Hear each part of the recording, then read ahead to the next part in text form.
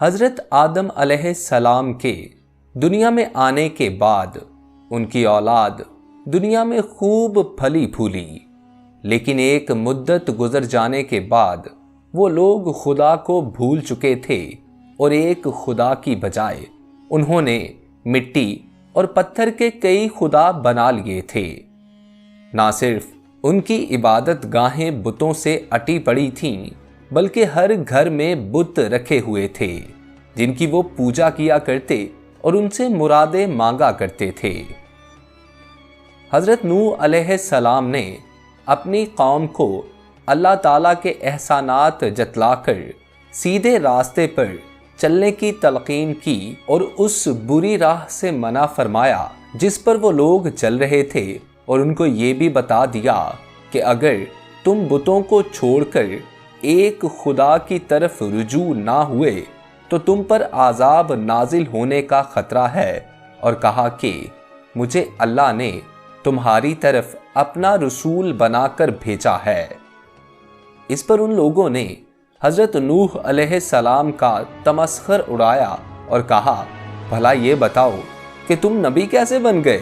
تم تو ہمارے جیسے گوشت پوست کے بنے ہوئے ہو اور ہم میں ہی پیدا ہوئے ہو۔ تم میں ایسی کون سی چیز ہے جس سے ہم تمہیں نبی سمجھیں؟ اور اگر خدا کو نبی ہی بھیجنا تھا تو وہ کسی فرشتے کو نبی بنا کر بھیج دیتا۔ حضرت نوح علیہ السلام نے اپنی قوم کو پھر سے اللہ کے احسانات جتلائے اور کہا، تم کو چاہیے کہ ان بیکار بتوں کی پرستش چھوڑ کر ایک خدا کی عبادت کرو، اور میں اس کی تم سے کوئی اجرت نہیں مانگتا، تمہاری ہی بھلائی کے لیے تم کو نصیحت کرتا ہوں۔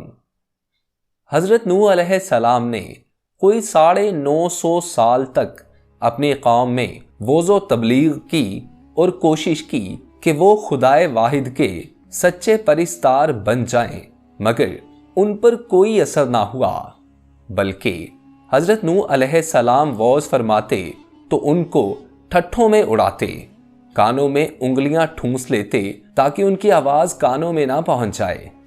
صرف چند ہی لوگ تھے جو آپ پر ایمان لائے۔ قوم کی یہ سرکشی اور نافرمانی دیکھ کر حضرت نوح علیہ السلام نے اپنے رب کو پکارا کہ اے اللہ، میں تو اس قوم سے تنگ آ گیا ہوں، اب تو ہی ان سے بدلہ لے۔ خداوند تعالیٰ نے حضرت نوح علیہ السلام کو حکم دیا کہ ایک کشتی بناؤ، اور یہ بھی حکم دے دیا کہ دیکھنا اب کسی کی سفارش نہ کرنا، اب ان پر ضرور عذاب نازل ہو کے رہے گا۔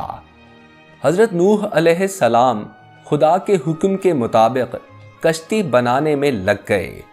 جب کشتی بن کر تیار ہو گئی تو خدا نے حکم دیا کہ اپنے اہل اور ان لوگوں کو کشتی پر سوار کر لو جو مجھ پر ایمان لے آئے ہیں، اور ہر جانور کا ایک ایک جوڑا بھی کشتی میں رکھ لو۔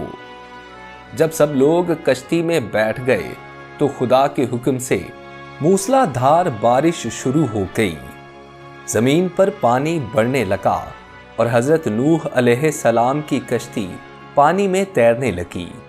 پانی بڑھا تو حضرت نوح علیہ السلام نے دیکھا کہ ان کا بیٹا پانی میں ڈوبنے لگا ہے۔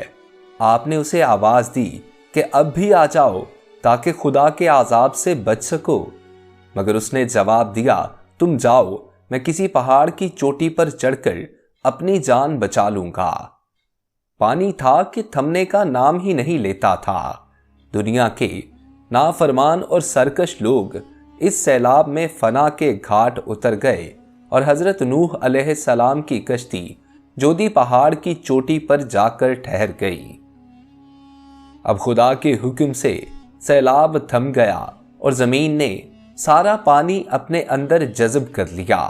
اب خدا نے حضرت نوح علیہ السلام کو حکم دیا کہ کشتی سے اتر جاؤ، تجھ پر اور وہ لوگ جو تجھ پر ایمان لائے ہیں ان پر ہماری رحمتیں برکتیں نازل ہوں گی۔